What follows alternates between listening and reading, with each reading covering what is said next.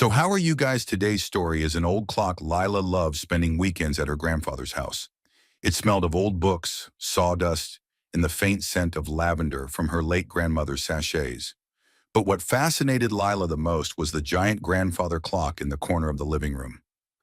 The clock was ancient, its face marked with Roman numerals that had faded over time.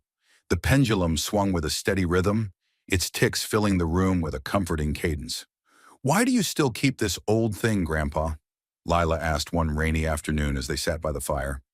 "It's broken. It doesn't even chime anymore." Grandpa chuckled, his wrinkled hand resting on hers.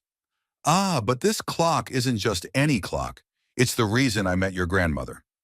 Lila's eyes widened. "Really?"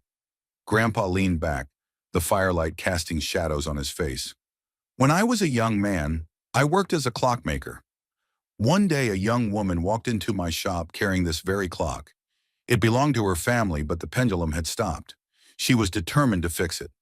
"What happened next?" Lila asked, leaning closer. "I told her it was beyond repair," Grandpa said, a twinkle in his eye. "But she insisted, so I agreed to try. Over the weeks it took me to work on it, she visited often. We talked about books, dreams, and life. By the time I fixed the clock, I knew I couldn't let her walk out of my life."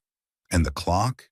"It chimed on their wedding day," Grandpa said softly, "and every hour after that, for years and years, until one day it stopped. Your grandmother had passed, and it was as if the clock knew. I've never tried to fix it since." Lila looked at the clock with new eyes. It wasn't just an old, silent relic. It was a memory, a keeper of stories. "Can I try to fix it, Grandpa?" she asked quietly. Grandpa smiled, his eyes misty.